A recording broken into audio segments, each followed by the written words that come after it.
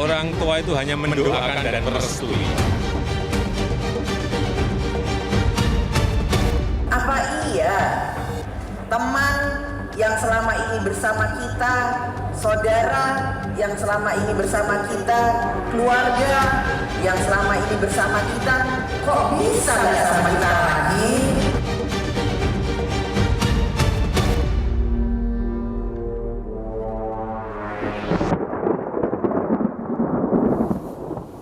Ya, pemirsa, Presiden Joko Widodo merestui Gibran Rakabuming Raka yang diusulkan Partai Golkar untuk menjadi cawapres Prabowo Subianto.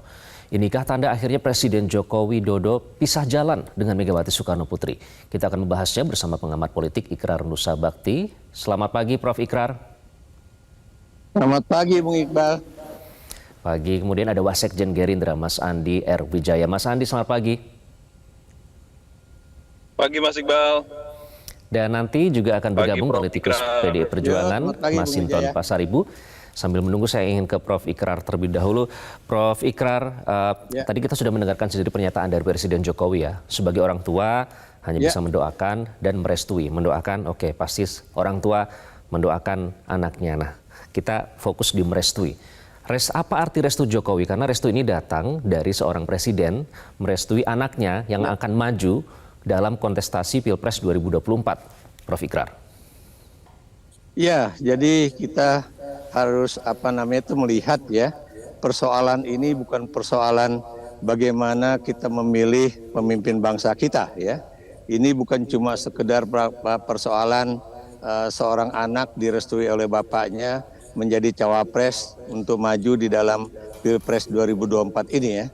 Tapi ini persoalan terkait dengan apakah patut atau tidak patut, apakah kemudian ini juga sesuai dengan aturan hukum yang berlaku atau tidak, dan sebagainya ya.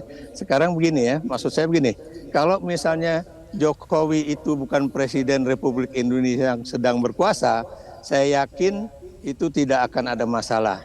Kalau misalnya Gibran itu maju tanpa ada suatu rekayasa hukum, rekayasa politik, saya yakin yang namanya masyarakat juga tidak akan mempersoalkan ya, dan saya juga yakin bahwa persoalan ini akan adem ayem saja ya. Tapi persoalannya ini kan karena presiden itu masih berkuasa dan kemudian diduga oleh banyak kalangan, baik itu ahli hukum tata negara, ahli ilmu politik, dan semua boleh katakan sebagian besar masyarakat itu melihatnya ini ada yang salah. Mengapa misalnya kemudian tiba-tiba Mahkamah Konstitusi harus kemudian meloloskan ya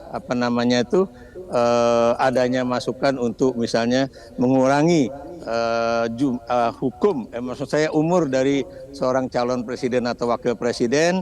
Kemudian ada juga tambahan mengenai kalau dia belum usia 40 tahun itu harus sudah menduduki jabatan yang melalui pemilihan umum ya. Itu kan boleh dikatakan rekayasa hukum seperti itu. Dan juga kalau kita perhatikan ya, misalnya kalau seorang hakim konstitusi itu menyatakan bahwa kenapa mesti buru-buru sih, ini kan bisa dilakukan setelah pemilu 2004 gitu kan. Jadi lagi-lagi kalau saya meminjam kalimat Pak Jokowi sendiri ya, ojo ke susu, ojo grusa-grusu. Maksud saya juga ingin mengingatkan Pak Jokowi ya, ojo ke susu, ojo grusa-grusu. Gibran ini kan boleh dikatakan masih terlalu muda, belum memiliki pengalaman yang banyak ya. Kenapa kemudian mesti harus keburu-buru untuk menjadikan dia Coba kita tanya ke Mas Andi ya, Prof. Ikrar ya. Karena soal ojo ke susu, ojo grusa-grusu ini juga dinyatakan oleh Prabowo begitu, seperti kompak antara Pak Jokowi dengan Pak Prabowo. Mas Andi, kan ini bisa kan nunggu banyak 5 tahun lagi gitu. Oke, Mas Andi, banyak nama lain ya sebenarnya yang secara survei itu jauh lebih tinggi, secara pengalaman dan secara kapabilitas dinilai oleh banyak orang lebih cocok mendampingi Pak Prabowo. Nah, akhirnya apa? Mengapa Gibran yang dipilih? Apakah ini juga sudah bulat semua koalisi ini mendukung Gibran? Kenapa Gibran akhirnya?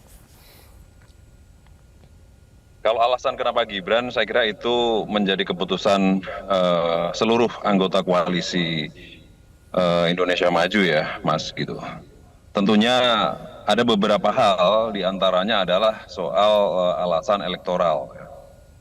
Itu yang menjadi pertimbangan di dalam koalisi dalam menentukan cawapres.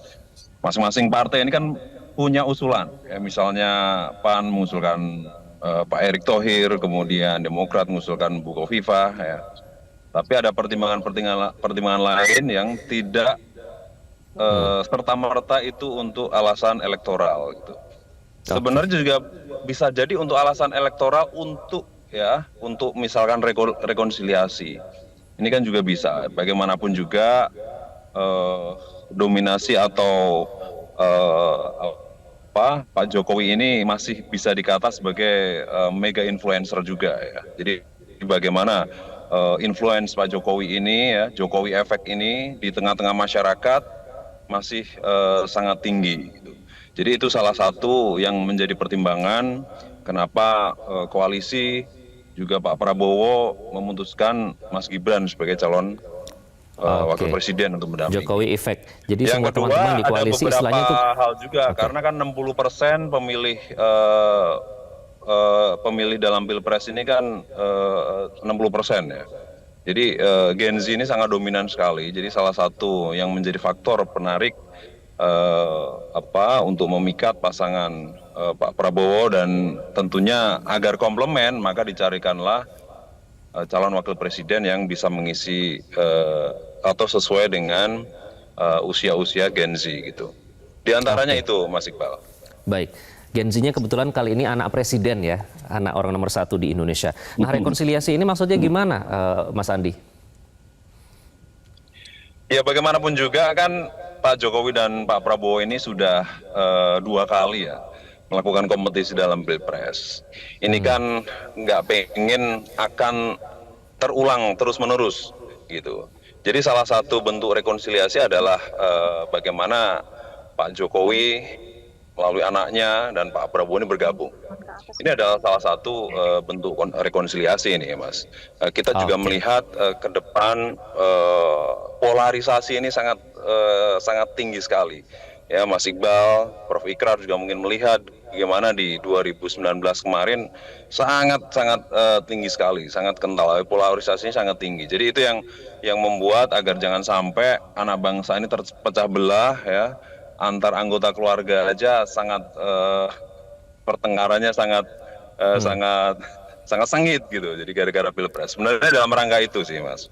Oke, rekonsiliasi antara Pak Jokowi dengan Pak Prabowo. Tapi bagaimana hubungan dengan Jokowi dan Megawati? Nanti kita akan bahas lebih lanjut. Apakah juga sudah izin istilahnya Kulon Nuwun untuk menarik kadernya untuk menjadi cawapres mendampingi dari koalisi lain? Nanti kita akan bahas lebih lanjut sambil menunggu Bang Masinton bergabung dengan Selamat Pagi Indonesia. Tetaplah bersama kami di Selamat Pagi Indonesia. Jelajahi cara baru mendapatkan informasi. Download Metro TV Extend sekarang.